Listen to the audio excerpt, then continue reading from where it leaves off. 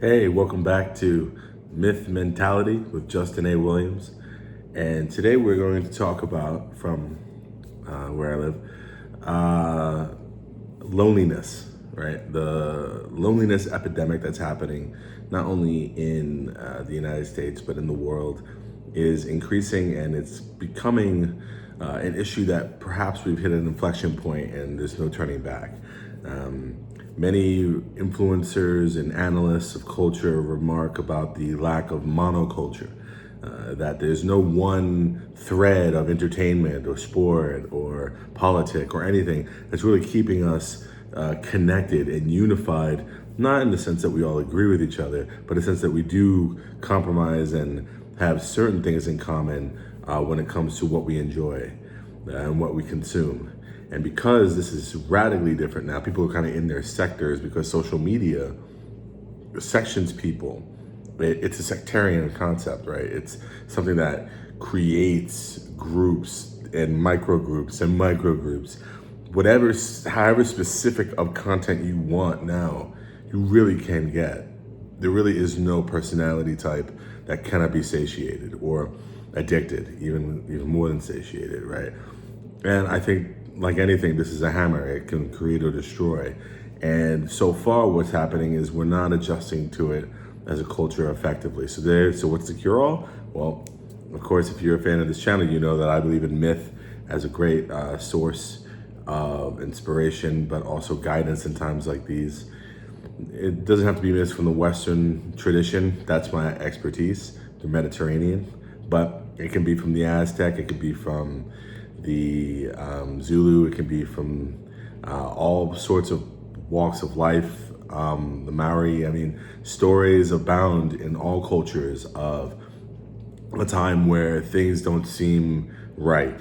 If you look at Hinduism, they talk about the Kali Yuga being a golden age that's followed by subsequent ages that are more disordered, more chaotic, more war-filled, more lonely, more isolating. I can put you to the Norse Fimbulvultur, which is, had to tap into my Germanic Nordic accent there, which I get on both sides of my family. So the Fimbulvultur is a time where man kind of turns on each other. They're not acting well. You can speak about maybe even in the New Testament, right, when Jesus talks about what's to come in the world. What we see now is that kind of, in a micro sense, I'm sensing it, and this is totally anecdotal, but I think the culture is reflecting that too. Now look at our politics now. I mean, people are attacking each other just because somebody disagrees with you. We used to have a certain comportment, cordiality about, it's the Voltaire statement, right? Even though I may find what you say absolutely deplorable, I defend your right to the death to say it. I think these are the core principles of America and of the West, especially after democracies come in and replace monarchies, that we are going to allow people to speak their minds, because in the word and the speech of things, we can graft how to effectively move into what is the ethical, what is good.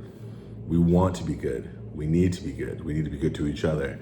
How do we best achieve that? That used to be, I think, the center of attention when it came to the goal of policy and government. And so, and if anybody asks, I do have a master's in political science from Rutgers University, focusing on sustainability economics, but I really love debates of international relations, but also just culture. I think not enough people in political science, and there should be classes about culture. And of course, if we're going to talk about culture, we can talk about myth, right? So the loneliness epidemic. How can we go from the computer, the phone, the tablet that isolates us, removes those magical moments that we used to have? You know, I remember even as far back as my cousins talking about, I walked by someone, we made eye contact, years later they're married, right? Could you imagine that happening today? Could you imagine finding your Aphrodite, or finding your Apollo, finding your Quetzalcoatl, or finding your Izanumi, walking down the street, heck, even your Faunware, whatever you're into. Could you imagine finding that person the person that fits you, the person that it seems like the universe maybe is finally conspiring to put in your life, the person that maybe you're total opposite or total likeness, but it just fits, and that kind of thing requires a certain magic. It does require a certain divine something, because I know in times when I've felt that way about someone, it was an incredible experience just to first be in their presence. I do believe in things like aura, vibration, energy. So I think that's substantiated not only by science, but like myths and religions. When you meet someone, something in your field of energy either connects or bounces away or really, really synergizes. And when it becomes one, it's really pretty fantastic. How do you get that if you're on the phone scrolling through apps, right? There's no adventure anymore, a sense of the numinous, sense of the adventure of love. And I think if you're not going to look at love as an adventure, if you're not going to look at your life as a journey, if you're going to think you're in this life alone without any kind of cosmic intervention, if you think that there is no hope beyond the grave, if you think these nihilistic thoughts that so many philosophers, maybe post Nietzsche and maybe pre-Nietzsche, were really talking about, why would you not be lonely? Whether you feel lonely, what about people who feel lonely in a crowd too? I mean, loneliness is not just felt by people who, are particularly isolated or isolating themselves. This can happen to people that have tons of friends.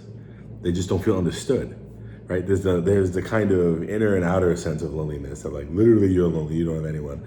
But maybe someone like that actually likes that, right? So they might not necessarily be lonely. And then you have the inner, that you're in a crowd and you feel like you're the only one there that understands anything. And I think what's really, really powerful is myth to help us get us through. Look at stories about lonely gods and lonely characters in myth. I can point you to Eos, right, in Greek mythology. She must have been very isolated and lonely after her debacle with Ares, and how Aphrodite basically transforms her into someone who's hyper promiscuous and hypersexual, and to the point where men at the time were denying her, that saying like, I can't take it, I'm gonna die from all this affection. She then goes about and finds Endymion, a farmer who she essentially kind of condemns by way of the cleverness of Zeus, making him sleep forever. To love someone that can't respond, as Eos does, to have 50 children, daughters with them, to be the moon itself, to be a goddess, to be immortal, you think you'll have to be happy all the time. But she must have a deep sense of isolation, and this is where the cratering part of the moon, the elliptical part of the moon, comes into play. The dawn. Eos is the dawn, but I'm sorry, Selene. Okay, let me get back up. Eos must have been pretty lonely after her debacle with Ares, obviously. And Eos has a way of showing loneliness by marrying the evening, I think. The evening is that liminal space. It's very unique in the day. It's just enough sun and just enough night. And it's a good elixir for that kind of feeling of like contemplation. And to contemplate, you really do need to be alone. Like you need to meditate for a little while. It takes some space away. So there could be strength found in the loneliness from myth, right? By just the union of the dawn, hope, and the evening, and marriage, the contemplation, the liminal, the dusk, maybe the time before fear hits, right? For a lot of ancient man, night is quite scary. You literally can't see as well. Like Rick James, like I said, in the 70s, the freaks come out at night. I mean, this is what happens in myth. It's not a safe time. Just like if you are mating alone in a pasture. These are warnings that something's coming, a satyr or something. But Eos doing this shows us that the contemplation time comes with hope. That with contemplation and deep thought meditation, as many people are doing, men and women across the world, as more meditative techniques come into it, Eastern religions have influenced, as far even the Christians. Most Christians I know, talk about, in a Gnostic way, their personal relationship with God and meditating, or at least contemplating. This contemplativeness, this eveningness, must be buttressed by hope. If you don't have hope when you contemplate, that's when you can spiral, and you can spiral into some very negative ideations because you don't have that thrust of future looking, right? Like without hope, why would you look to the future? You wouldn't. You would just stay stagnant and only in the muck that you might feel that you're in. Now, back to Selene. Selene being the sister of Eos, right? Daughter of Thea and Hyperion. So Hyperion being the upper light of heaven, and Thea being kind of the goddess of diamonds. And more. But Selene goes and plays with Endymion while he's sleeping. So he is totally comatose. So just to think about that, the amount of desperation you must feel as a goddess, if you're Selene, as the moon, right? Up there, you're coming as the light and maybe the scariest time of night. There's something unseemly about the moon, right? You don't, like the sun will guide you and you'll trust it, but the moon, if you're following it, it seems like this is like it shifts elliptically, right? So this is an uncanny guide. This is maybe a unreliable narrator in a sense. And so Selene being that character must feel very isolated and cratered a lot inside and out. Because of this, we think that, I think in that analysis, she's incredibly lonely. And so it shows you that even a goddess in myth is going to contemplate the effects of her loneliness and take that out on someone in a way where they maybe are unwilling or unconsenting. This is a great analogy for us in life when we want to think about how we take out our emotions sometimes on others or on ourselves, especially in times of great isolation and loneliness. Think of like who you've argued with after a breakup, or if your friend group is breaking together, or people are moving away. How did you feel that week? Did you take it out on anyone? Did you yell at anyone? Did you just act impulsively? Did you do impulsive buys? What kind of almost mania did you display, and then depression afterwards, after a great loss? And so when we look at other myths, so let's say like stories like Hercules, which is Roman, is Roman, or we can even look at the story of Balder in Norse mythology. It's incredibly pertinent to our time to look to these archetypes as archetypes that we can fit, right? I was just having a great conversation with a friend of mine, Michael Sean Brown, who's going to be on my podcast, The Trend with Justin A.Williams, found on Spotify and Apple. And there we discussed the hero's journey, right? And there is a part in the hero's journey that certain gods, archetypes, people that, kind of think about God as like a zodiac sign, how you relate to them. Certain gods just really, really seem to circulate these kind of stories. They tend to be like a solar deity. They tend to be a deity, maybe with vision, incredible prophetic abilities. Those that can transit different realms, we often use magic to do so. There's something very powerful about these gods. There's also something very tragic and isolating about these gods. They're wanderers. They're the October gods. They're the November. They're the August gods. They're the fall gods, right? The gods that come between winter and spring, right? The light and the dark. I can point you to like a Libra or a Scorpio or even a Leo. Look at your Leo and Libra and Scorpio friends. These are all people that are fantastic negotiators, leaders, but there's always something, maybe they internally always feel like they're not understood. I mean, every Scorpio I know feels that way. Just talk to me about that. I'm a Libra, I feel that way sometimes. I know a lot of Leos who are very like the bold lion, but also deep down inside, they don't mind being pet like a sheep. People in this time of the fall, born then, reflect the gods of those times. So how does that help with loneliness, right? Well, it helps to look at an archetype and say, maybe instead of trying to remove this period of loneliness from my life, maybe I try to use it, make it useful, right? Like become your best self.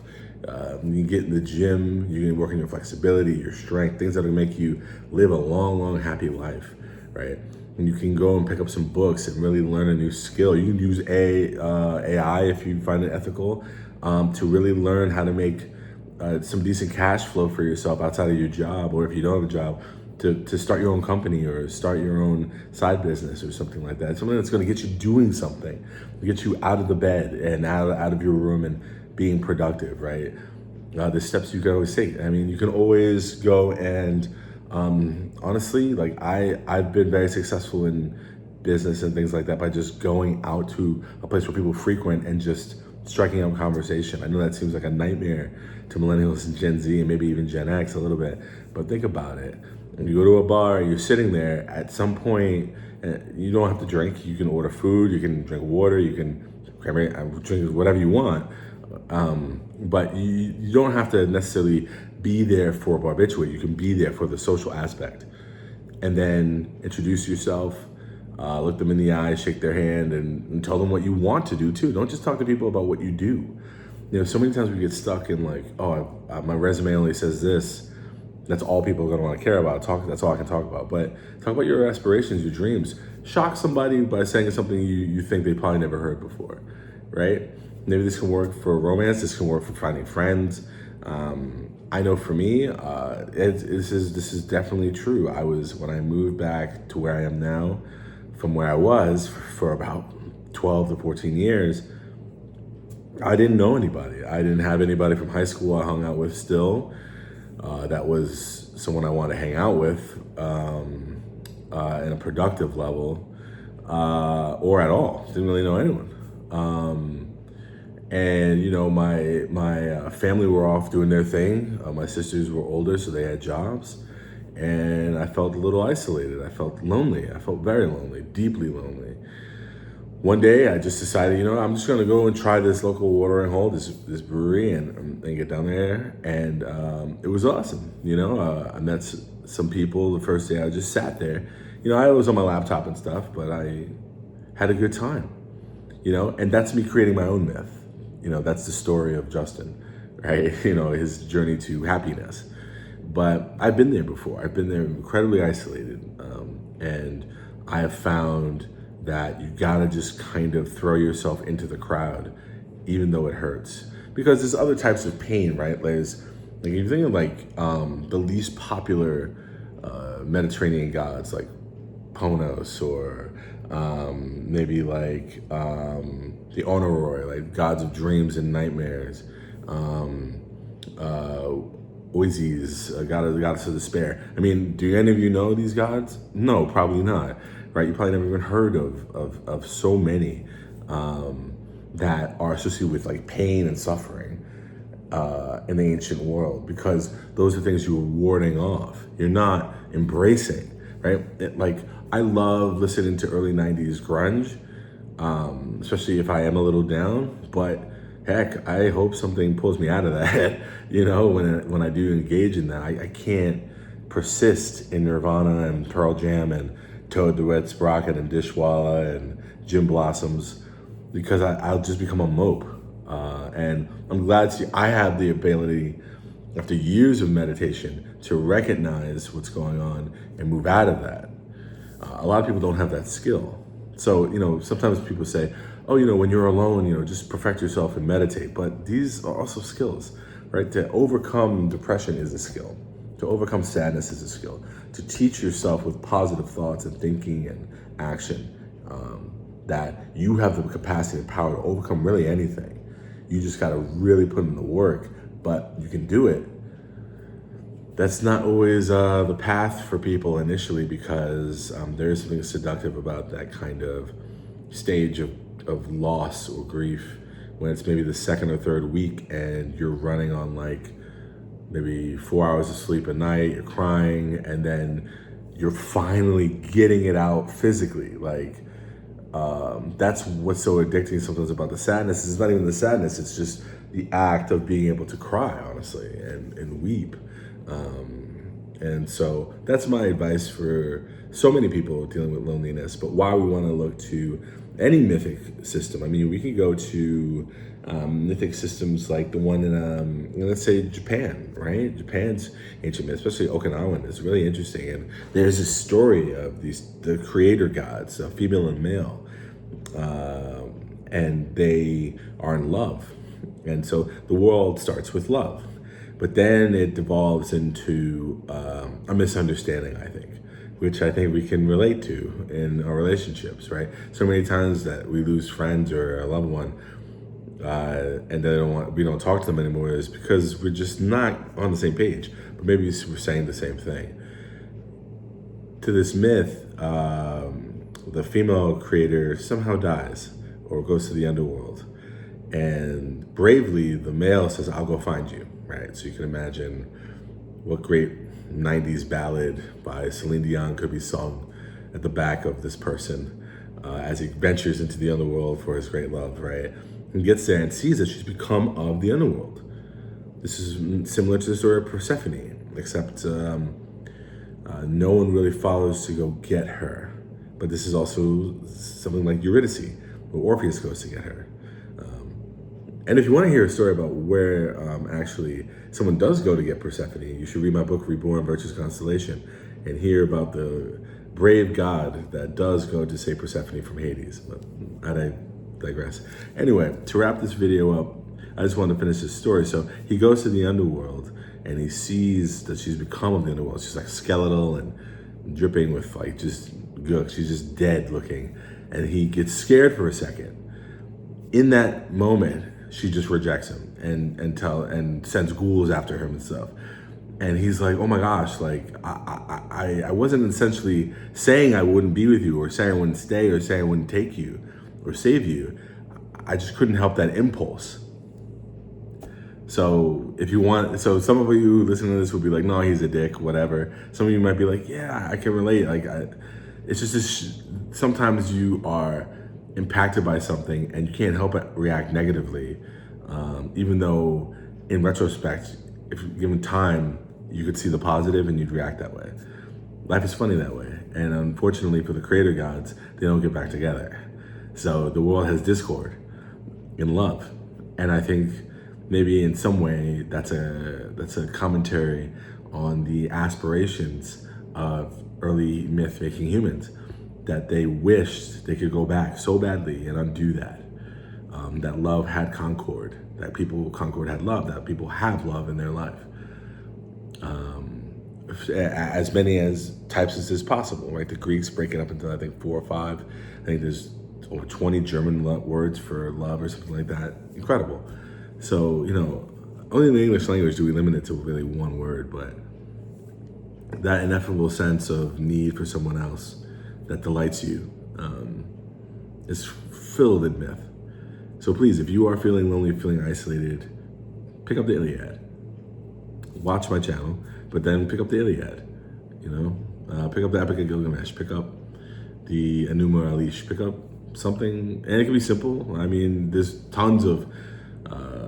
I used to love to read like kids' books with the cartoons in them for myth, because sometimes I don't want to see the dense writing. I just want to get the story. But yeah. Anyway, that's myth mentality for this wonderful day, and I will be back with another episode very soon. Oh, and like, share, and subscribe. Smash that like button. Thank you. And check out my book, Reborn, Virtue's Constellation. Amazon, Barnes & Nobles.